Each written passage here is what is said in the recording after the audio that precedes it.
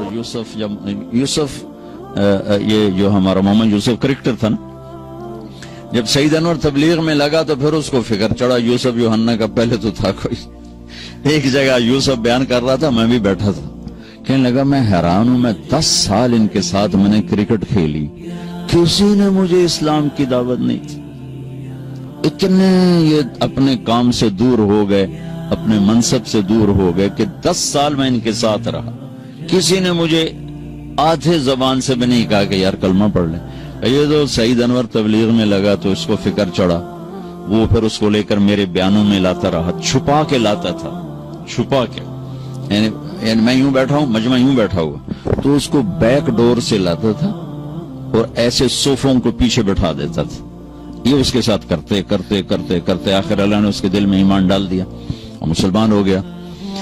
تو پھر اس نے کہا کہ میں بھی ظاہر نہیں کر سکتا، میں چاہتا ہوں میری بیوی بھی کلمہ پڑھ لے پھر ظاہر کروں. میں نے کہا ٹھیک ہے.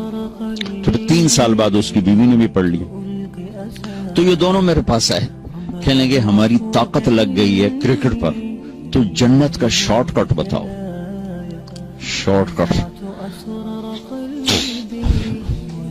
میں نے کہا اللہ کے نبی کا فرمان ہے کہ 3 کام جو کر لے گا نا، جنت الفردوس کی چابی مجھ سے لے لے.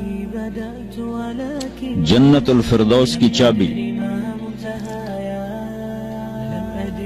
ایک توڑنے والے سے جوڑے، ایک حق سے محروم کرنے والے کو اس کا حق دے، اور ایک زیادتی کرنے والے کو معاف کر دے، اور جنت الفردوس کی چابی لے لے. کہنے لگے تھا اوکھے کام، میں نے کوئی سوکھے دس.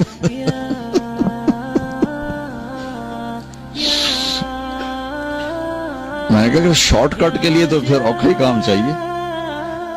اسلام کا مشکل ترین سبق اچھے اخلاق، اور خوبصورت ترین سبق اچھے اخلاق. ہر چیز کی ایک میک اپ ہوتا ہے نا جس سے وہ چیز خوبصورت ہو جاتی. ہر چیز کا ایک میک اپ ہے جس سے وہ چیز خوبصورت ہو جاتی. تو اسلام کا جو میک اپ ہے وہ اچھے اخلاق. جیسے ہمارا میک اپ یہ لباس ہمیں زینت دیتا. عورت کا میک اپ زیور ہے، اس سے وہ خوبصورت ہو جاتی. تھوڑا کلر وغیرہ لگانے اس سے وہ خوبصورت ہو جاتی.